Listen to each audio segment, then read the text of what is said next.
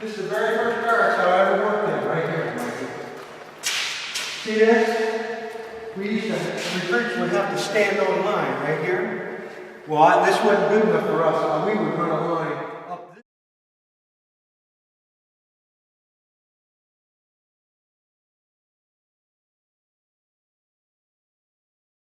They define what I thought about Marines. And again, just thank you for your service to the Corps and what you mean, because the Marine Corps would not be the Marine Corps without you. I think Dan Daly once said it. Dan Daly said once, he said, I'd rather be an outstanding sergeant than being an officer. All right. I think that's pretty captures the theme of it. How about second battalion? I tell you, I'm listening very, very closely at this next group. Very closely. Third battalion. I think I'm gonna try that again. Third battalion. How about the fourth battalion?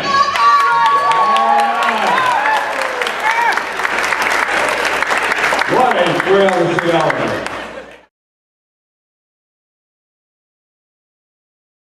The first three barracks is right here, 1, 2, 3. That was H Company, Hotel Company. Then the last three barracks were I Company. And of course the one we just came to is G Company, where's my company.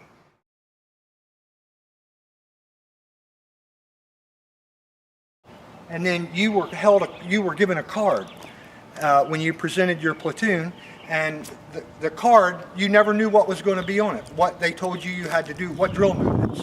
And for the 4 platoons, it was different. There were several basic movements that you had to do, but they always had one movement that were all different, and it could be something like maybe something very difficult like form for shelter halves, which involved a lot of secondary commands and things like that. And also another one would be to stack arms, where you've seen pictures where the guys are going somewhere and they leave one guard and all the rifles are stacked up together. There is a certain movement to do that, to pass your rifle down.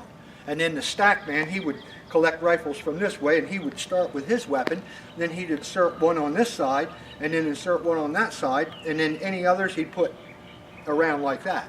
And they would, of course, stand up, because you never wanted to put your weapon on the ground.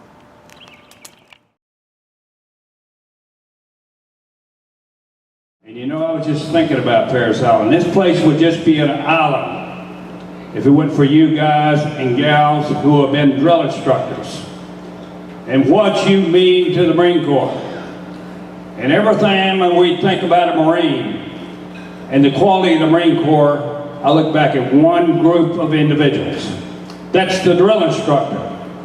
You guys and gals make or break our Marine Corps. And I congratulate you for what you've done over the years. You're just a superb group.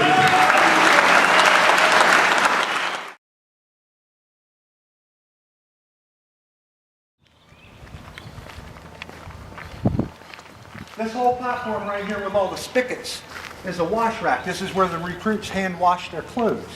And what they did was, if you look right here, this was a clothesline. It had 4 things to it, and of course you could never take up enough space doing it this way. You went from, you put your stuff like this, not this way, because you had to have enough room for at least 75 recruits.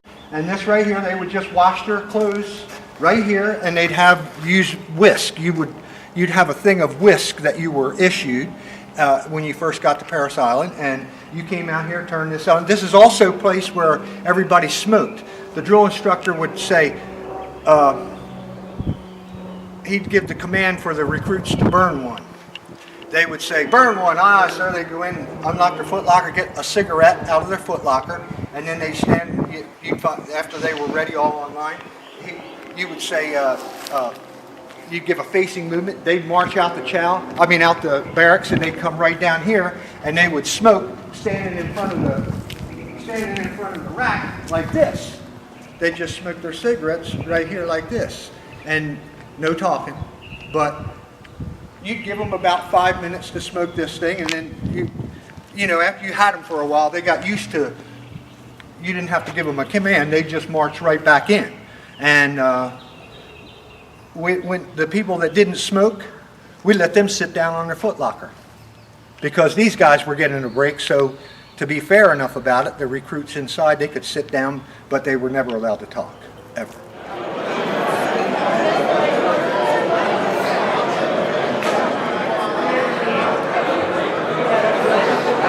She let me out of the crib. Yeah. Yeah, and I told Kenny I could never marry anybody else. You don't want to be with that now. That's right. We stayed drunk for a long time. We wasn't working. Some of them drink Matter of fact, we drank some when we was working. You did, I did. He drink mouthwash. You don't go work. You go on time. Yeah. And his wife. They're next door. So we'll see what. Hey, how you doing? Hanging in there? Good to see you. Just good? Unfortunate. I am. I got a new group. Well, accident. Let's hear it. Good. You?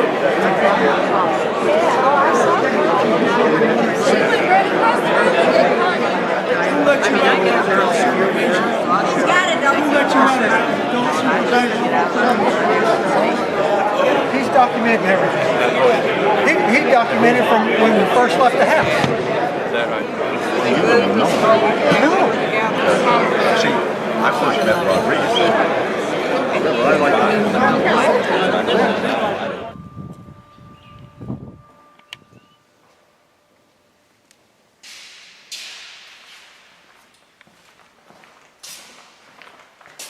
This right here, this is the gear lockers that I told a story about. See, you couldn't, it's too small. Yeah. Too small to lay down in here. You got me? Right. So you know. And the foot locker, or the wall locker story, of course, was inside the drill instructor's house. This is the head. None of this has changed. Love, try love. Da da do, try love. Love, try love, try love. Love, try, da da do, try love. Love, thank love.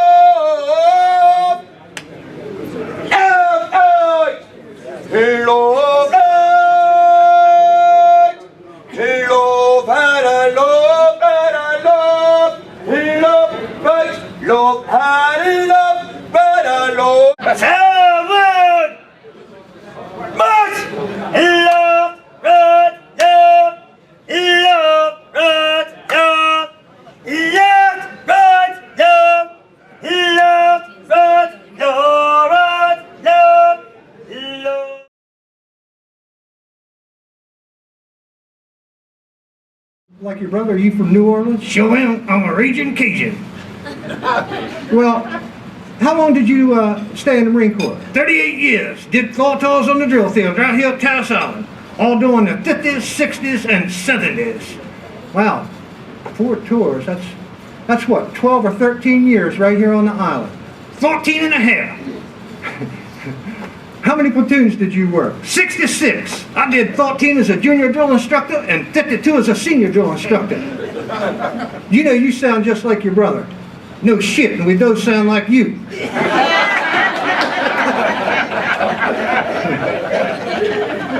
You know, we got to watch our language a little bit. Oh, I thought we was at a drill instructor union, not a church convention.